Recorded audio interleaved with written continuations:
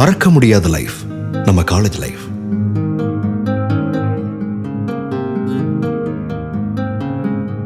நிறைய நண்பர்களை உருவாக்குற இடம், மாணவர்களை திறமசாலிகளா மாத்துற இடம்,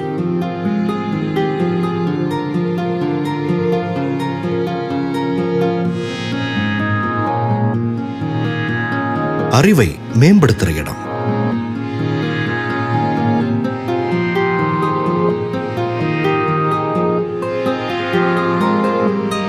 நம்ம ஜெயிச்சாலும் நம்ம நண்பர்கள் ஜெயிச்சாலும் அதை சந்தோஷமா கொண்டாடுற இடம்.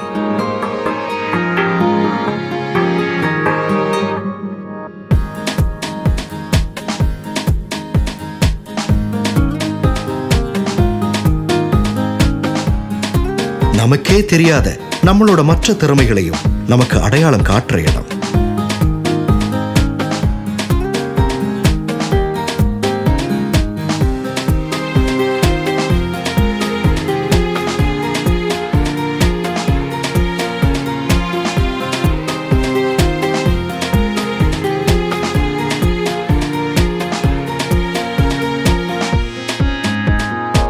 நம்ம எதிர்கால கனவுகளை தீர்மானிக்கிற இடம்,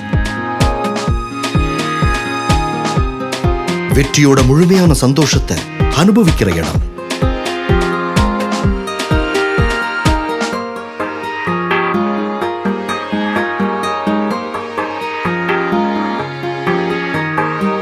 நம்ம பெற்றோர்களின் கனவையும் சந்தோஷத்தையும் கண்கூடா பார்க்கிற இடம்.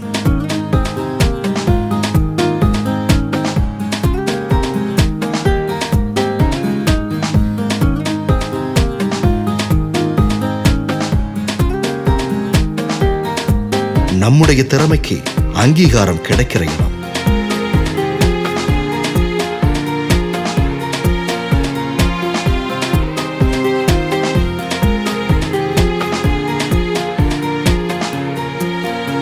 பிரிவிலும் கூட ஒரு சந்தோஷம் இருக்குன்னு நம்மளை ஃபீல் பண்ண வைக்கிற இடம்.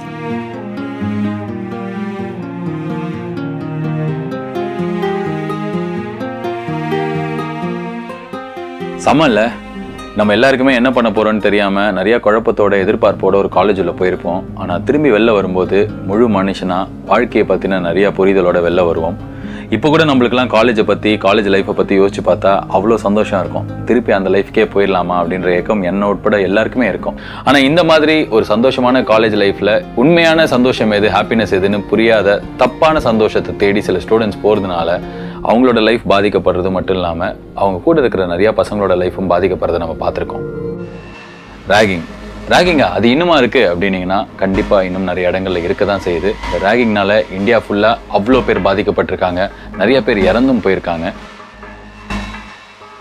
ஜாலி அப்படின்ற பேரில், சந்தோஷமாக இருக்கும் அப்படின்ற பேரில் கூட்டமாக சேர்ந்து இந்த ரேகிங்னால மற்றவங்களை கஷ்டப்படுத்துறதும் நம்மளோட காலேஜ் லைஃப்பை நம்மளே கெடுத்துக்கிறதும் கரெக்டா? அது தேவையா?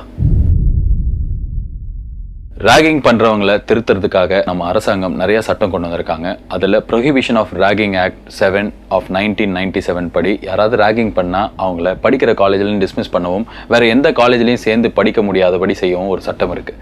அதே சட்டத்தின் மூலயமா 10,000 ரூபாய் ஃபைன். அது மட்டும் இல்லாமல் அந்த ராகிங் பண்ணப்பட்ட பையனோ பொண்ணோ சூசைட் பண்ணிக்கிட்டாங்கன்னா அவங்க மேலே FIR ஃபைல் பண்ணி பனிஷும் பண்ண முடியும். இது வெறும் ராகிங் பண்ணுறவங்களுக்கு மட்டும் கிடையாது, கூட இருந்து எதுவும் பண்ணாமல் இருக்கிறவங்க, பார்த்துட்டே இருக்கிறாங்களே அவங்களுக்கும், தூண்டி விடுறாங்கல்ல பண்ணுறான்னு சொல்லிட்டு அவங்களுக்கும் இது பொருந்தும். இந்த சட்டம், தண்டனை எல்லாத்தையும் தாண்டி தம்பிடே காலேஜ் லைஃப் ரொம்ப ரொம்ப அழகானது. நிறைய ரிலேஷன்ஷிப், நிறைய மெமரிஸ் நம்ம செரிஷ் பண்ண முடியும். ஸோ ராகிங்கை மறந்துடுங்க, காலேஜ் லைஃப்பை கொண்டாடுங்க. All the best.